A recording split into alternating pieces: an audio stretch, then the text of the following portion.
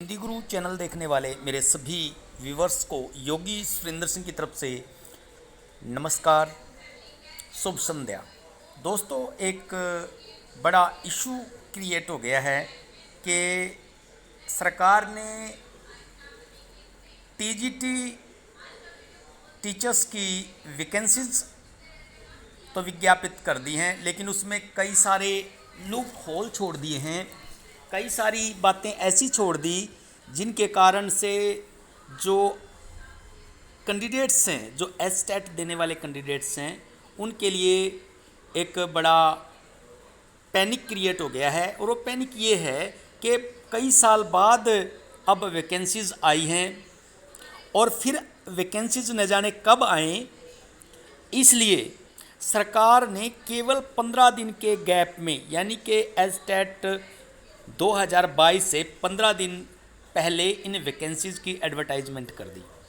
दोस्तों, कई सारे ग्रुप बन गए हैं इसका विरोध करने के लिए, परंतु आज जो भी विरोध किया जा रहा है वो केवल व्हाट्सएप ग्रुप में किया जा रहा है। तो दोस्तों, मैं आपको एक बात बता देता हूँ, व्हाट्सएप ग्रुप पे कोई लड़ाई नहीं लड़ी जा सकती। किसी बात को मनवाने के लिए, जीतने के लिए उसके अंदर लूप होल ढूंढने पड़ते हैं, कमज़ोर कड़ियाँ ढूंढनी पड़ती हैं, और उन कमज़ोर कड़ियों को लॉजिकल तरीके से जो कंसर्न अथॉरिटीज़ हैं उनके पास रखना पड़ता है। तो मैं आप सब लोगों से आग्रह करता हूं कि कुछ पॉइंट्स हैं जिनको लेकर यदि हम सरकार के पास जाएं, सरकार के सामने सही ढंग से उनका रिप्रेजेंटेशन दें, तो सरकार हमारी बात सुनने के लिए बाध्य जरूर होगी। पहली बात तो ये कि पहली बार किसी टीजीटी की वैकेंसीज में जेबीटी, डीएड, डीईएलडी को शामिल किया गया है। हालांकि ये बात सर्विस रूल में पहले ही शामिल है 2012 में, लेकिन किसी एडवर्टाइजमेंट में शामिल 2012 के बाद किसी डीएड को टीजीटी के रूप में मौका नहीं दिया गया। जब सरकार ने पहली बार इनको मौका दिया है तो इनको टीजीटी के एस्टेट का मौका भी दिया जाना चाहिए, और इस मौके को देने के बाद इनकी एडवर्टाइजमेंट निकाली जानी चाहिए थी। इसलिए ये सरकार से हम आग्रह करते हैं, माननीय मुख्यमंत्री महोदय से, माननीय शिक्षा मंत्री महोदय से और एचएसएससी चेयरमैन श्री भोपाल सिंह खत्री जी से, आपका बहुत बहुत धन्यवाद कि आपने इन वैकेंसीज़ को निकाल दिया। आपने इन वैकेंसीज़ को निकाल दिया और इतने लंबे समय से कैंडिडेट्स इनका इंतज़ार कर रहे थे, तो इसके लिए हम आपका आभार व्यक्त करते हैं। परंतु इस आभार के साथ ही कुछ ग्रीवेंसीज हैं, ये जो युवा हैं ये भी आपके ही हैं। इन युवाओं को भी मौका मिलना चाहिए। जेबीटी के साथ और है अभी 15/7, ये डेट देख लें आप, ये है एक गजट नोटिफिकेशन 15 मार्च 2022। 15 मार्च 2022 का ये गजट नोटिफिकेशन है। इसमें संस्कृत टीजीटी की क्वालिफिकेशन में अमेंडमेंट हुई है 2012 के सर्विस रूल में।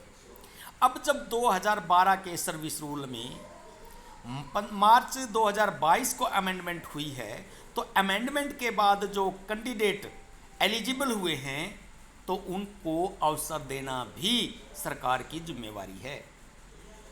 तो सरकार इनको भी मौका दे एस्टेट पास करने का, और एस्टेट पास करके ताकि ये भी इस टीजीटी की वैकेंसीज में शामिल हो सकें। इसके अलावा आप सबको पता है कि टीजीटी इंग्लिश का एक बहुत बड़ा विवाद चला हुआ था, और टीजीटी इंग्लिश का भी 2021 में सरकार ने अमेंडमेंट कर दी, क्या कि टीजीटी इंग्लिश के लिए इलेक्टिव के साथ साथ कोर, कंपलसरी और ऑनर्स वाले जो कैंडिडेट हैं, जिन्होंने ऑनर्स पास किया या किसी भी तरह से 3 साल तक इंग्लिश पढ़ी है, वो टीजीटी इंग्लिश के लिए एलिजिबल हैं। परंतु दोस्तों, मैं आपकी जानकारी में एक बात ला देता हूँ, वो ये है कि एस्टेट की जो क्वालिफिकेशन है वो आज भी इस वक्त भी इलेक्टिव इंग्लिश है, न कि कोर कंपलसरी। तो सरकार को इस तरफ ध्यान देना चाहिए था। तो इंग्लिश वाले कहाँ जाएं, इंग्लिश वाले कहाँ जाएं? इसके अलावा एक और जो मेन कोर इशू है वो ये है कि पिछली साल जब सीटेट को एस्टेट के इक्विवेलेंट किया गया, उस वक्त बहुत सारे कैंडिडेट्स का सीटेट पास था, तो उन्होंने एस्टेट करने की ज़रूरत नहीं समझी। ऐसे हजारों कैंडिडेट हैं। अब उन कैंडिडेट्स को इन टीजीटी की वैकेंसीज से वंचित रहना पड़ेगा। वो भी तो हमारे ही भाई हैं, वो भी तो हमारे ही स्टेट के कैंडिडेट हैं, उनके साथ ये अन्याय क्यों? तो सरकार को इस बात की तरफ भी सोचना होगा। ये भी अनजस्टिस है। और सरकार कभी किसी के साथ अन्याय नहीं कर सकती। सरकार मतलब सबके साथ न्याय। तो मैं इस संदर्भ में भी माननीय मुख्यमंत्री महोदय से, माननीय शिक्षा मंत्री महोदय से और अन्य जो कंसर्न अथॉरिटीज़ हैं,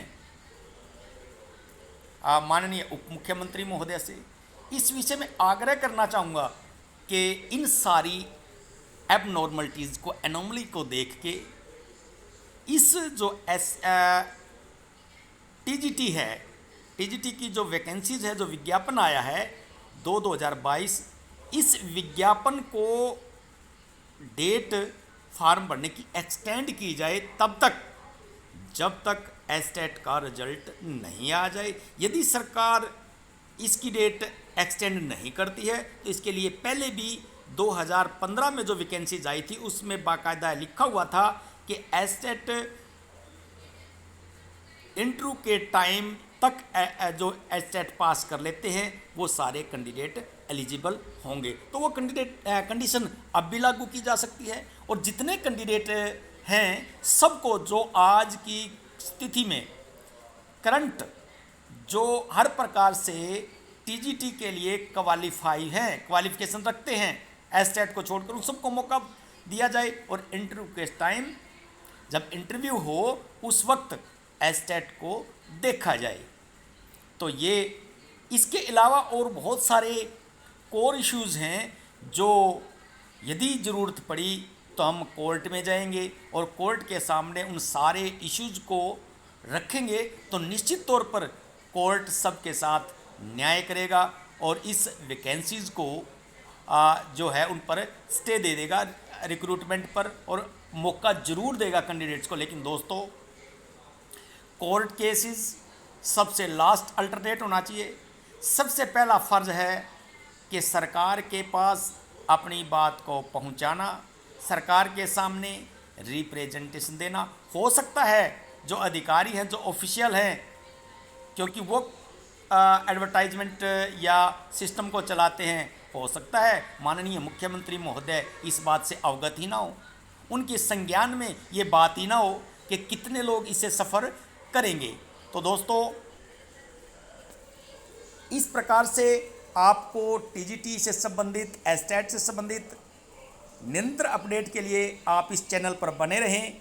हर वो घटना जो एस्टेट 2022 के कैंडिडेट को टीजीटी या पीजीटी में एलिजिबल करवाने हेतु जो भी बात होगी वो इस चैनल पर आपको बताई जाएगी। आपको हर प्रकार का सुझाव दिया जाएगा। यदि कोई किसी प्रकार की भी सलाह या एजुटेशन की ज़रूरत पड़ी तो उसके लिए भी इस चैनल के माध्यम से आप लोगों को अवगत करवाया जाएगा। धन्यवाद।